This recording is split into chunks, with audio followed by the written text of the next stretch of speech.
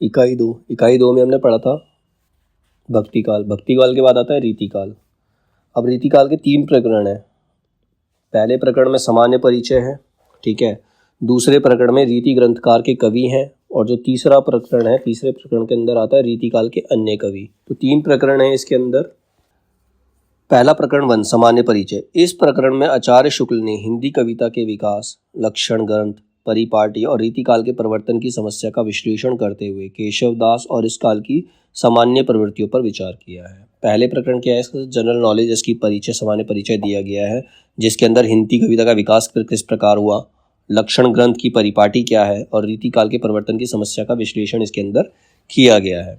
आचार्य शुक्ल ने हिंदी कविता के विकास पर टिप्पणी करते हुए कहा, हिंदी काव्य अब पूर्ण प्रौढ़ता को पहुंच गया था।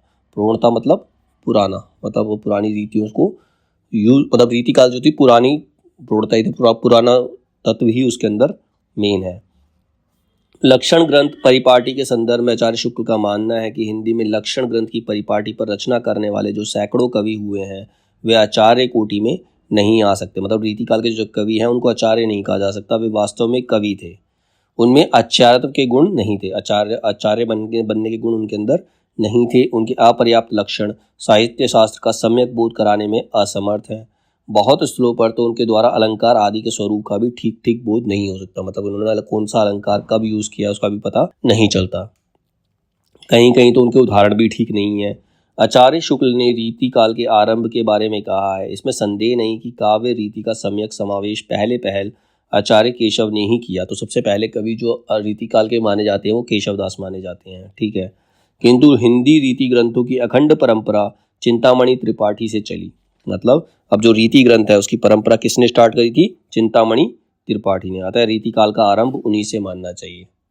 सबसे पहले शुरुआत की थी केशव दास ने, लेकिन उसकी जो परंपरा है उसको आगे ले जाने का कार्य जो किया था वो चिंतामणि त्रिपाठी ने किया था। तो रीतिकाल का आरंभ जो है वो चिंतामणि त्रिपाठी से माना जाता है। अब सबसे पहले केशव दास के बारे में लिखा है। केशव के प्रसंग में यह पहले कहा जा चुका है कि वे काव्य में अलंकारों का स्थान प्रधान समझने वाले चमत्कारवादी कवि थे। वो कहते थे कि जो काव्य है, काव्य के अंदर अलंकारों का जो स्थान है वो सबसे ऊपर होना चाहिए, अलंकार सबसे ऊपर है। केशव ने हिंदी पाठकों को काव्यांग निरूपण की उस पूर्व दशा का परिचय कराया जो भामह और उद्भट के समय में थी, उस उत्तर दशा का नहीं जो आनंदवर्धनाचार्य, मम्मट और विश्वनाथ द्वारा विकसित हुई। अलंकारों को जिस प्रकार केशव दास ने बहुत छोटे छोटे प्रकरणों में बांट रखा है, उसे भ्रम हो सकता है कि शायद किसी आधार पर उन्होंने अलंकार का वर्गीकरण किया हो। मतलब उन्होंने बहुत छोटे छोटे पार्ट में डिवाइड कर दिया, तो जिससे क्या होता है, संदेह, डाउट उत्पन्न होता है, परंतु वास्तव में उन्होंने किसी प्रकार के वर्गीकरण का प्रयत्न नहीं किया है। दास जी की एक नई योजना अवश्य ध्यान देने योग्य है। संस्कृत काव्य में अत्यानुप्रास का तुक चलन नहीं था, इससे संस्कृत के साहित्य ग्रंथों में उनका विचार नहीं हुआ, पर हिंदी काव्य में वह बराबर आरंभ से ही मिलता है। अतः दास जी ने अपनी पुस्तक में उसका विचार करके बड़ा ही आवश्यक कार्य किया है अलंकारों के बारे में। इसके बाद है रीतिकालीन कविता का मूल्यांकन। रीतिकालीन कविता किस प्रकार की थी, यह सब लिखने का अभिप्राय यह केवल इतना ही है कि यह ना समझा जाए कि रीतिकाल के भीतर साहित्य शास्त्र पर गंभीर और विस्तृत विवेचन, एक नई नई बातों की उद्भावना होती रही है। मतलब उसमें कोई नयापन था नहीं। रीति ग्रंथों की इस परंपरा द्वारा साहित्य के विस्तृत विकास में कुछ बाधा भी पड़ी। प्रकृति की अनेक रूपता, जीवन की भिन्न भिन्न चिंते बातों तथा जगत से नाना रहस्यों की ओर कवियों की दृष्टि नहीं जाने पाई। मतलब अलग अलग चीज़ों को उन्होंने समाहित वो कर ही नहीं पाए जो कवि थे। दूसरी बात यह हुई कि कवियों की व्यक्तिगत विशेषता की अभिव्यक्ति का अवसर बहुत ही कम रह गया। वास्तव में श्रृंगार और वीर, इन्हीं दो रसों की कविता इस काल में हुई है। तो रीति काल में मेनली वीर रस की कविताएं और श्रृंगार रस की कविताएं यही चली, क्योंकि वो अपने जो राजा हुआ करते थे उन्हीं की स्तुति करते रहते थे, उन्हीं का बड़ा चढ़ाकर वर्णन करते थे, उन्हीं की प्रशंसा किए रहते थे। प्रधानता श्रृंगार की रही, इसमें सबसे ज़्यादा श्रृंगार रस आया। इससे इस काल को रस के विचार से कोई श्रृंगार काल कहे तो कह सकता है। मतलब रीति काल को हम श्रृंगार काल भी कह सकते हैं। श्रृंगार के वर्णन को बहुतेरे कवियों ने अश्लीलता की सीमा तक पहुंचा दिया। मतलब उसके अंदर ऐसे शब्दों का इस्तेमाल किया गया जिससे वो सुनने लायक नहीं रहेगी। इसका कारण जनता की रुचि नहीं, आश्रयदाता राजा महाराजाओं की रुचि थी। मतलब राजा महाराजा उस प्रकार की चीज़ें सुनना चाहते थे। जैसे आज की डेट में ऐसे कई गाने बना दिए हैं जो सुनने लायक नहीं है, लेकिन लोग फिर भी आते हैं, सुनते हैं, जिनके लिए कर्मण्यता और वीरता का जीवन बहुत कम रह गया था। अब वो केवल अपने आश्रयदाताओं की प्रशंसा करते थे, जो वो चाहते थे वही वो मतलब अपनी कला दिखाने के उनके पास समय नहीं था रीतिकाल के कवियों के पास। अब दूसरा प्रकरण है इसका रीति ग्रंथकार कवि। अब रीति ग्रंथकार कवि कौन कौन है? इस प्रकरण में आचार्य रामचंद्र शुक्ल ने रीति काल के मुख्य मुख्य कवियों का विवरण दिया है, जिनका क्रम दे रखा है, मतलब सीक्वेंस दे रखा है। इसी सीक्वेंस में इनको याद रखना चाहिए। चिंतामणि त्रिपाठी, उसके बाद आते हैं बेनी, बेनी के बाद महाराज जसवंत सिंह, चौथे बिहारी लाल, पांचवा मंडन, छठे मतीराम, सातवां भूषण, कुलपति मिश्र, सुखदेव मिश्र, कालिदास त्रिवेदी, राम, नेवाज, देव, श्रीधर या मुरलीधर, सुरती मिश्र, कविंद्र, कविंद्र का दूसरा नाम उदयनाथ भी है, श्रीपति, बीर, कृष्ण कवि, रसिक सुमति, गंजन, अली मुहीब खान, इनको प्रीतम के नाम से भी जाना था, अली मुहीब खान को, दास, दास जो है वो भिखारी दास है ये, भूपति, राजा गुरुदत्त सिंह का नाम भूपति है, तोषनिधि, दलपति राय, बंसीधर, सोमनाथ, रसलीन, रघुनाथ, दूल्हे, कुमारमणि भट्ट, शंभुनाथ मिश्र, शिव सहायदास, रूपसाई, श्रीनाथ, बैरिसाल, दत्त, रतन कवि, नाथ, मनीराम मिश्र, चंदन, देवकी नंदन, महाराज राम सिंह, भान कवि, थान कवि, बेनी बंदीजन, बेनी प्रवीण, जसवंत सिंह द्वितीय, यशोदानंदन, करण कवि, गुरदीन पांडे, ब्रह्मदत्त, पद्माकर भट्ट, ग्वाल कवि, प्रताप शाही, रसिक गोविंद। अभी 57 नाम दे रखे हैं, इतने सारे नाम याद करने की रह भी नहीं सकते याद। तो मेन कौन है? मेन सबसे पहला याद होना चाहिए चिंतामणि त्रिपाठी है, ठीक है। एक इसके अंदर मेन है जो तीसरे नंबर पे आते हैं महाराज जसवंत सिंह, चौथे नंबर के बिहारी, ये भी मेन है इसके अंदर। जो मेन कुछ नाम है जैसे बिहारी हो गए, मतीराम हो गए, भूषण, कालिदास त्रिवेदी, भिखारी दास, बस ये 6-7 नाम ही जो हैं जो इंपॉर्टेंट है, जो कि क्वेश्चन में पूछे भी जाते हैं। 57 नहीं पूछे जाएंगे। अब सबसे पहले चिंतामणि त्रिपाठी के बारे में लिखा हुआ है, जो सबसे पहले है। चिंतामणि त्रिपाठी की प्रशंसा करते हुए लिखा है कि अवध के पिछले कवियों की भाषा देखते हुए इनकी ब्रज भाषा विशुद्ध दिखाई पड़ती है, मतलब पिछले कवियों से ज़्यादा अच्छी दिखाई पड़ती है। विषय वर्णन की प्रणाली भी मनोहर है। ये वास्तव में एक उत्कृष्ट कवि हैं। चिंतामणि ने अपने ग्रंथों में कहीं कहीं अपने लिए मणिमाल नाम का प्रयोग भी किया है। तो मणिमाल जो है वो चिंतामणि का ही दूसरा नाम है। चिंतामणि त्रिपाठी का दूसरा नाम मणिमाल है, ठीक है। इसके बाद इन्होंने नाम लिया महाराजा जसवंत सिंह, जो इंपॉर्टेंट है उन्हीं को इन्होंने एक्सप्लेन किया है। महाराज जसवंत सिंह, इनके संबंध में लिखा है, ये हिंदी साहित्य के प्रधान आचार्यों में माने जाते हैं और इनका भाषा भूषण ग्रंथ अलंकारों का एक बहुत ही प्रचलित पाठ्य ग्रंथ रहा है। तो भाषा भूषण ग्रंथ किसका है? महाराज जसवंत सिंह का है। इसका क्वेश्चन बन सकता है एनटीए के अंदर कि भाषा भूषण ग्रंथ किसने लिखा है? वो महाराज जसवंत सिंह ने लिखा है, ठीक है। इसके बाद आते बिहारी लाल।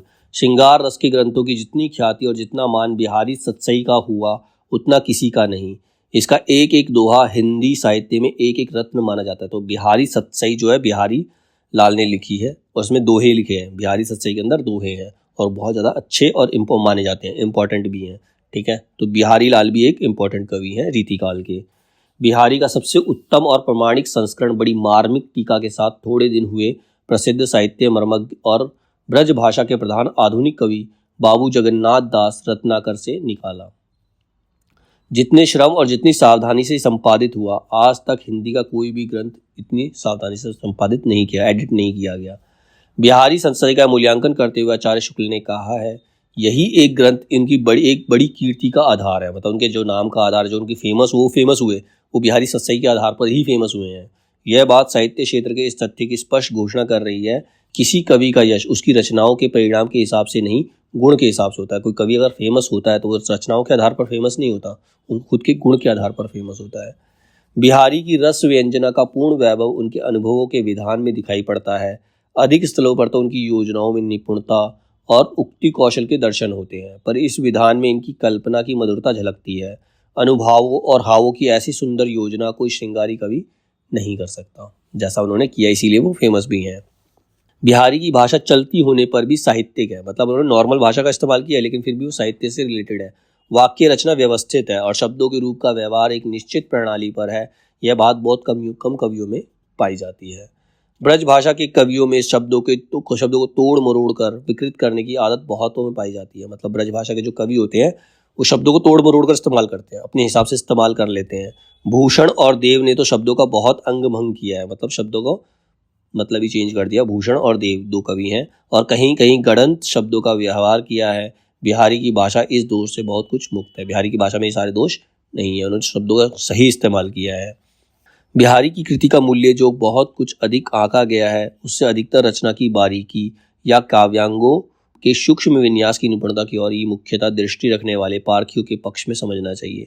उनके पक्ष से समझना चाहिए कि किसी हाथी दांत के टुकड़े पर महीन बेल बूटे देख घंटों वाह वाह किया करते हैं, पर जो हृदय के अंतःस्थल पर मार्मिक प्रभाव चाहते हैं, किसी भाव की स्वच्छ निर्बल धारा से कुछ देर अपना मन मग्न रखना चाहते हैं, उनका संतोष बिहारी से नहीं हो सकता। मतलब मन को छूने वाली उनके अंदर काबिलियत है। बिहारी का काव्य हृदय में किसी ऐसी लय का संगीत का संचार नहीं करता जिसकी स्वर धारा बहुत काल तक घूमती रहे। मतलब बिहारी के जो दोहे हैं बहुत थोड़े समय के लिए प्रभावकारी होते हैं। मतलब ऐसा नहीं है कि कोई उसमें डूब जाए, ऐसी उनकी कोई रचना नहीं है। यदि घुले हुए भावों का अभ्यंतर प्रभाव बिहारी में होता तो वे एक एक दोहे पर संतोष ना करते। मार्मिक प्रभाव का विचार करें तो देव और पद्माकर के कवित सवैयों का सा गूंजने वाला प्रभाव बिहारी के दोहों में का नहीं पड़ता है। मतलब जो देव और पद्माकर की कविताओं का प्रभाव पड़ता है वो बिहारी के दोहों का प्रभाव सुनने वाले पर नहीं पड़ता। भावों का बहुत उत्कृष्ट और उदात्त स्वरूप बिहारी में नहीं मिलता है।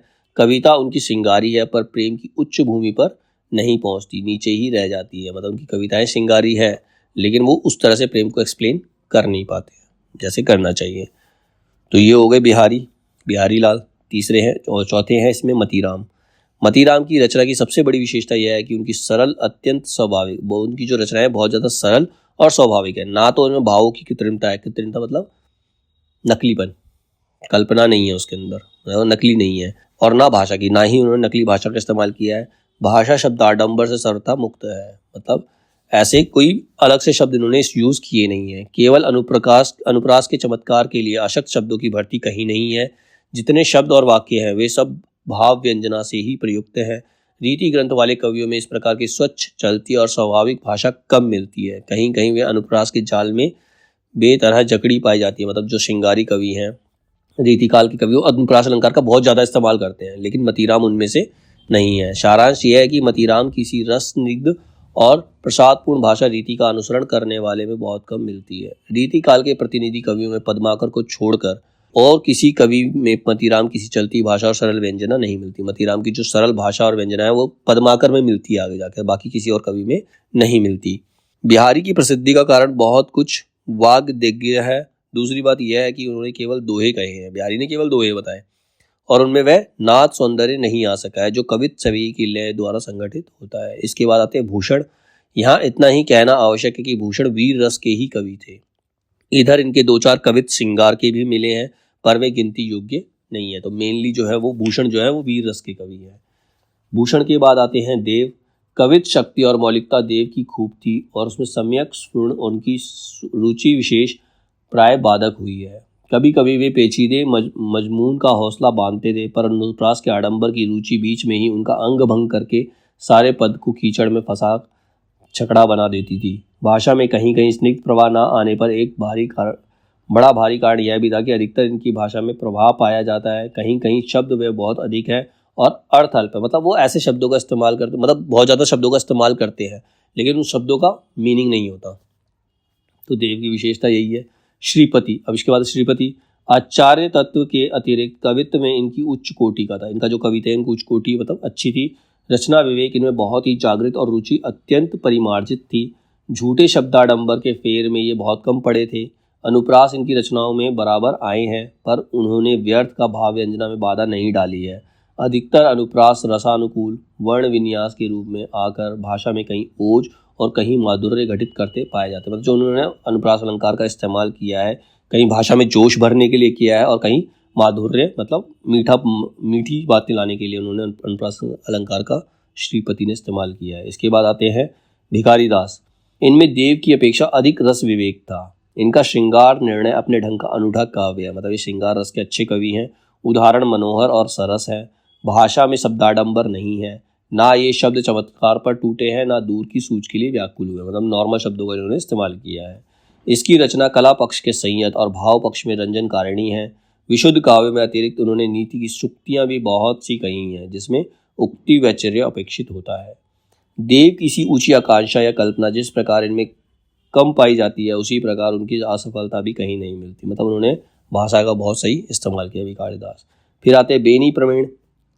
भाषा इतनी बहुत साफ सुथरी और चलती है। बहुतों की भाषा की तरह लद्दू नहीं है। लद्दू का मतलब बहुत ज़्यादा शब्दों का इस्तेमाल करके वो भाषा को बिगाड़ देते हैं।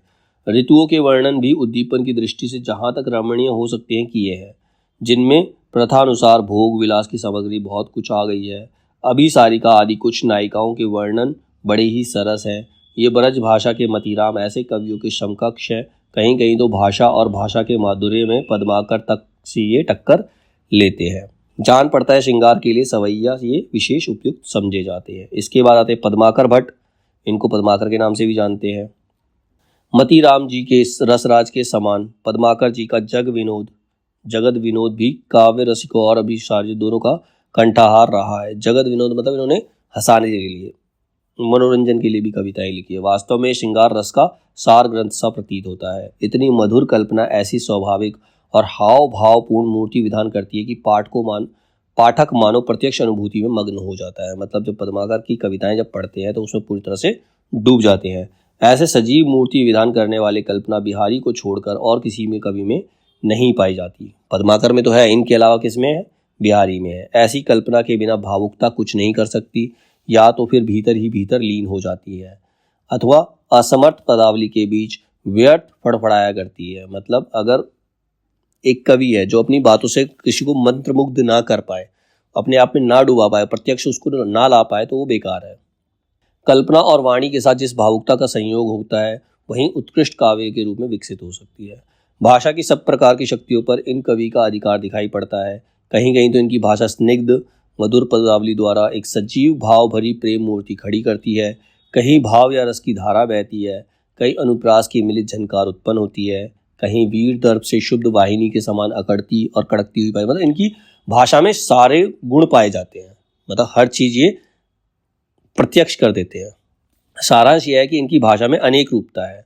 मतलब एक तरह की भाषा इस्तेमाल नहीं करते जो एक बड़े कवि में होनी चाहिए। अनेक रूपता मतलब हर प्रकार की भाषा इस्तेमाल कर सकते हैं। भाषा की ऐसी अनुरूपता गोस्वामी तुलसीदास जी में दिखाई पड़ती है।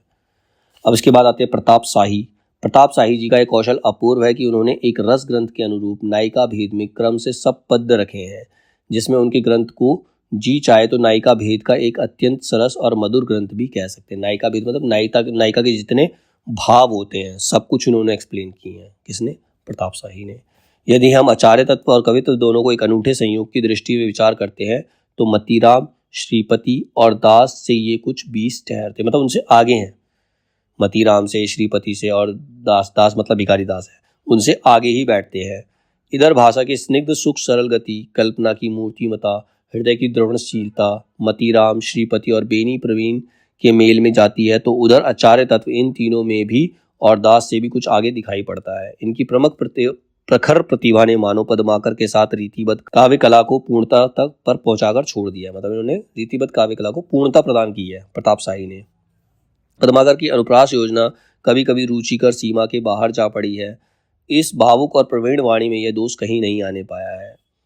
इनकी भाषा में बड़ा भारी गुण यह है कि यह बराबर एक समान चलती है। उसमें ना कहीं कृत्रिम आडंबर का अड़ंगा है और ना गति का शैथल्य और ना ही शब्दों की तोड़ मरोड़ है। मतलब किसी प्रकार को उन्होंने छेड़छाड़ शब्दों के साथ नहीं की है। अब मेनली देखा जाए तो इसका सीक्वेंस इंपॉर्टेंट है। सिर्फ इसमें जो मेन कवि बताए इनका सीक्वेंस इंपॉर्टेंट है, तो ये देख लेते हैं। सबसे पहले चिंतामणि के बाद महाराज जसवंत सिंह के बाद बिहारी लाल है, बिहारी लाल के बाद मतीराम के बाद भूषण है, भूषण के बाद देव, फिर श्रीपति, भिखारी दास, बेनी प्रवीण, पद्माकर भट्ट और प्रताप शाही। तो ये जो 10-12 नाम है इनका सीक्वेंस याद करना ज़रूरी है। ये एनटी के हिसाब से इम्पॉर्टेंट है। और इनकी कुछ रचनाएं, जो रचनाओं के नाम दे रखे हैं वो इम्पॉर्टेंट है।